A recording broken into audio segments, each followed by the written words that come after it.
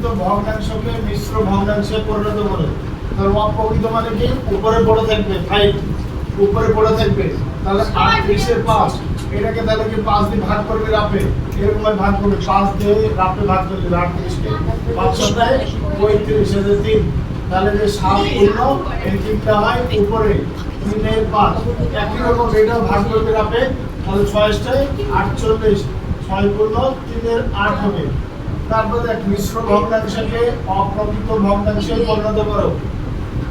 এটা কি 12 গুণ 2 এর 3, এটা নিয়ম হচ্ছে কি এটা গুণ করতে হয় 12 আর 3 গুণ আর 2 যোগ 12 3 গুণ করলে কত হয় 36 আর 2 38, 38/3 হয়ে গেল। এটাও তাই গুণ করতে হবে 33 কে 2 দিয়ে গুণ করতে হয় আর যোগ 1 করতে হয়, নিচে যা আছে তাই। তাহলে হলো 67/2 হয়ে গেল।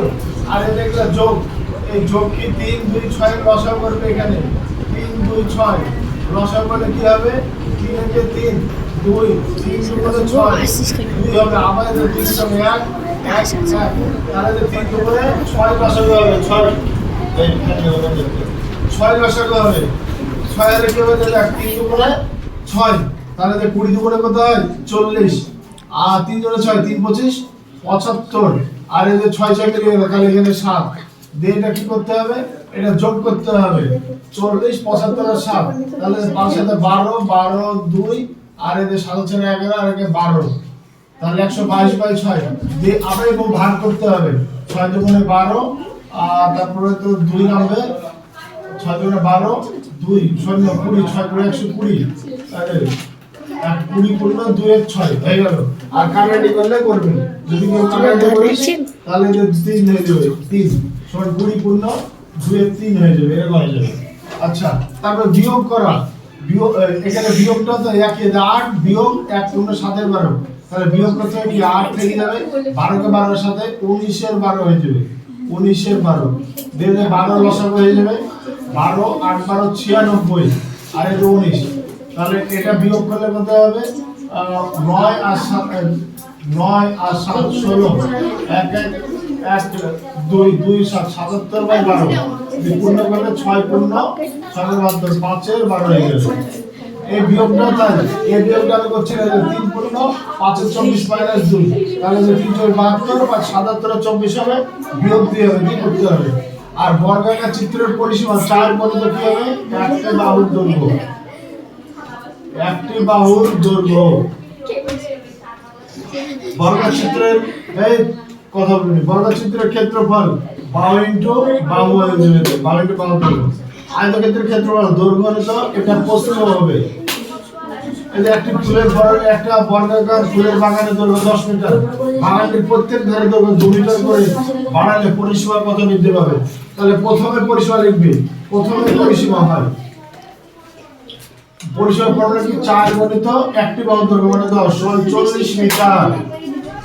এবার দেখ 2 মিটার করে বৃদ্ধি করলে 2 মিটার বাড়ালে প্রতিটি বাহুর দৈর্ঘ্য হয় বলে লিখতে হয়, প্রতিটি বাহুর দৈর্ঘ্য কত হবে 10 আর প্রত্যেক দিকে 2 মিটার নেই, এটা যদি ফুলের বাগান হয় এইভাবে চারিদিকে 2 বাড়ছে, এদিকে 2 এদিকে 2, তাহলে 10 + 2 + 2 হয়ে যাবে মানে 14 মিটার হয়ে যাবে 14 মিটার। দিয়ে আবার লিখবি পরিসীমা, নতুন পরিসীমা বলে লিখতে পারিস বা পরিবর্তিত পরিসীমা 4 × 14, তাহলে কত হবে 56 মিটার। বৃদ্ধি পেয়েছে পরিসীমা আগের তুলনায় বেড়েছে বলে লিখবি, আমি সংখ্যা লিখছি 56 - 40 সমান 16 মিটার। এটা এরকম লিখবি আগের তুলনায় বৃদ্ধি সংখ্যা। আমি এটা দেখ সমান পরিসীমা বিশিষ্ট একটা আয়তাকার ও একটা বর্গাকার জমি আছে, জমির দৈর্ঘ্য 40, প্রস্থ 20 মিটার, প্রতি মিটার বেড়ার জন্য 7 মিটার হিসাবে বর্গাকার জমির চারপাশে বেড়াতে কত করে চলবে। তাহলে প্রথম তোরা আয়তাকার জমির পরিসীমা করবে, আয়তাকার জমির পরিসীমা কি ফর্মুলা 2 * দৈর্ঘ্য প্লাস প্রস্থ দিয়ে হবে 2 × 60 সমান 120 মিটার, 120 মিটার হলো। এবার প্রতি মিটার এই শোন, এটা তাহলে কত হলো 120 মিটার। এই আয়তকার জমির পরিসীমা হয়ে গেল 120 মিটার। আর সমান পরিসীমা বিশিষ্ট যেহেতু সমান লিখবি, যেহেতু সমান পরিসীমা বিশিষ্ট তাই বর্গাকার জমির পরিসীমা হবে 120 মিটার। ঠিক আছে, ক্ষেত্রফল হবে এই কি বলছে খরচ। দেখ প্রতি মিটার বেড়া দিতে 7 টাকা করে খরচ হয়, তাহলে মোট খরচ হবে বলে লিখবো, পরের লাইনে লিখবি মোট খরচ হয় 120 ইনটু 7 সমান 840 টাকা হয়ে গেল অঙ্কটা। ঠিক আছে, এবার এইদিকে দেখ 10 নম্বর, একটা আয়তকার খেলার মাঠের পরিসীমা 56 মিটার, দৈর্ঘ্য 74 মিটার, মাঠের ক্ষেত্রফল কত? এই দেখ, তাহলে মাঠের ক্ষেত্রফল বের করতে হলে দৈর্ঘ্য প্রস্থ দরকার, আর এখানে পরিসীমা আর দৈর্ঘ্য দিয়ে আছে। তাহলে প্রথম প্রস্থ বের করলে, প্রস্থ বের করার নিয়ম কি? পরিসীমা বিভক্ত 2 বিয়োগ দৈর্ঘ্য।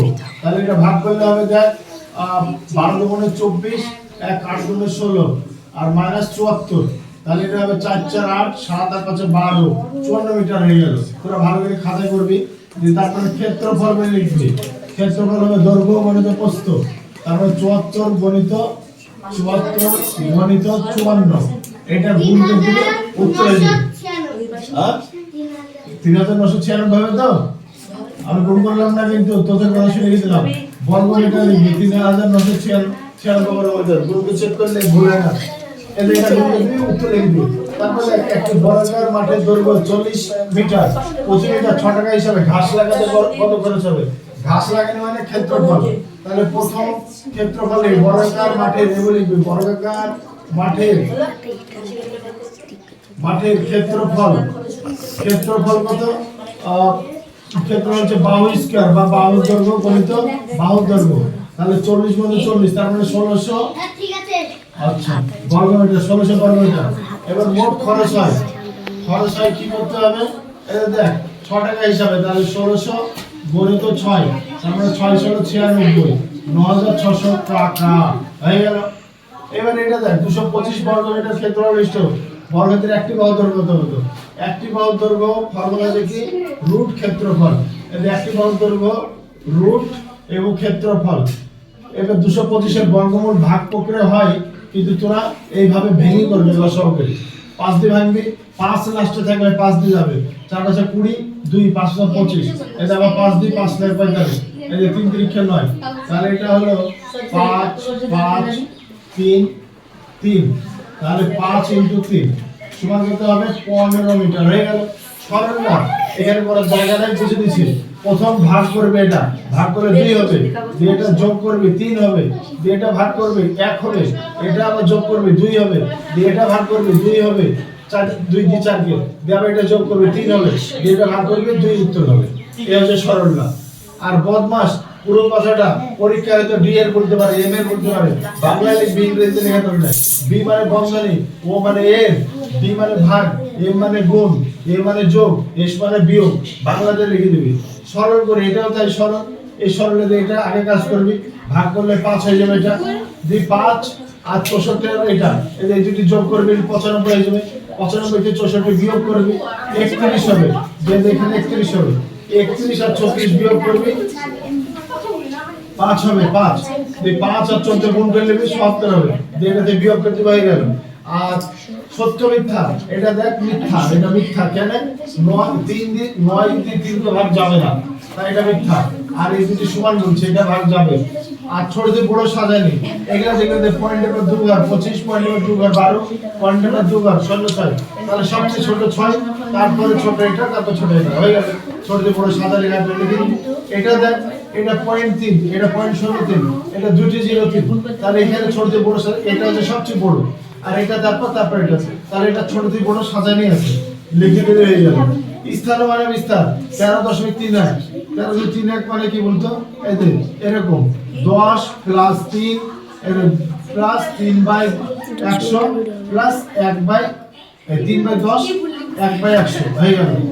এই হচ্ছে এটা 3/10 1/100 আর এটাও স্থান মানে বিস্তার করতে হলে কি করতে হবে 20 প্লাস 3 প্লাস 0.23 এরকম হবে যে সমান 23.23 হবে সমান 23.23 বা এখানে এরকম করতে পারিস ঠিক আছে আর এটা দেখ 1000 ভাগের 5 ভাগ সমান করতে হবে 5/1000 এরকম লিখে দিলে হয়ে যাবে আর এটা করতে হবে 1000 ভাগের 23 ভাগ তার মানে 23/1000 ঠিক আছে এই হচ্ছে অঙ্ক গেল